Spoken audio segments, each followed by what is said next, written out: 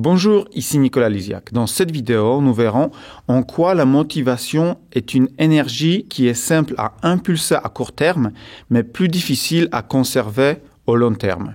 Le problème, c'est que la plupart du temps, nous pensons que la motivation est au départ de toute action. C'est-à-dire que pour fonctionner, nous avons besoin de motivation. Parce qu'une motivation produit une action qui donne des effets. Si je ne veux rien faire, il n'y a pas de motivation, donc pas d'action et pas d'effet. On est d'accord? Donc, que faut-il faire? Déclencher la motivation. De cette manière, à nouveau, nous devenons actifs. C'est ce que nous pensons être la clé du problème. Mais dans les faits, cela n'est pas tout à fait exact. Parce que ce modèle de comportement est vrai seulement pour des comportements simples tels que les besoins physiologiques de base, avoir faim, avoir soif, envie de dormir, ainsi de suite. Pour tout le reste, ce n'est pas suffisant. Avez-vous déjà essayé de motiver quelqu'un à atteindre un objectif? Comme on peut lire dans beaucoup d'ouvrages, vous avez montré les bénéfices que cette personne obtiendrait si elle s'entraînerait de façon intensive. Quelle récompense elle atteindrait? Est-ce que cela a fonctionné? Oui, elle était très motivée pour atteindre ses objectifs, au départ. Mais qu'en est-il une semaine, voire un mois après? Le problème n'est pas tant de motiver dans l'immédiat, mais bien de tenir sur la durée.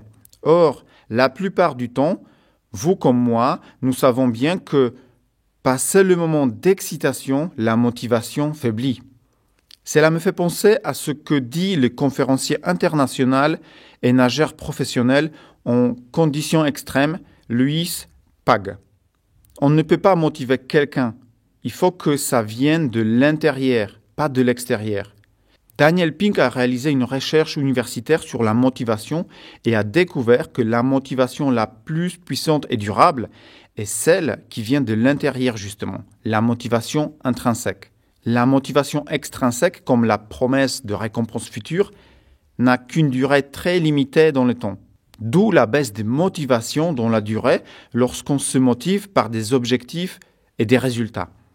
Et le danger dans une telle situation de baisse de motivation, c'est de penser que nous sommes responsables, que nous avons un problème.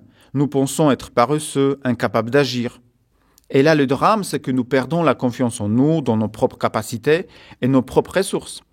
Pour ne pas tomber dans ce piège de la culpabilité, voici une clé à implémenter dans votre quotidien. Après avoir observé des centaines de personnes et mis en application dans son quotidien, Jack Canfield, expert en réussite professionnelle et personnelle, a mis au point une équation simple et efficace. Événement plus réponse égale résultat. Prenons un exemple. Il pleut aujourd'hui. C'est un événement extérieur que vous ne contrôlez pas. Vous devez composer avec cet événement aujourd'hui. Mais votre objectif est de rester en forme et vous aviez prévu de courir. Vous décidez alors d'aller en salle de gym. C'est votre réponse à cet événement.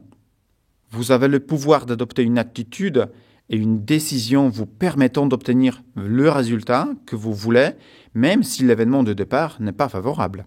En d'autres termes, les résultats que vous obtenez dans votre vie reposent sur des événements extérieurs que vous ne contrôlez pas et sur les réponses que vous avez face à ces événements.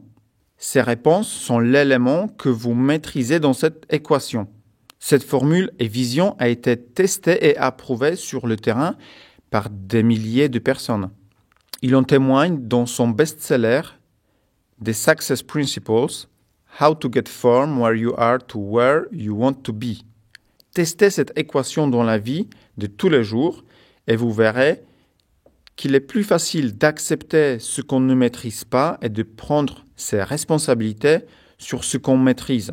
Rappelez-vous que la motivation n'est pas un élément que l'on maîtrise toujours et qu'il y a dans votre vie plein d'événements et d'éléments qui échappent à notre contrôle.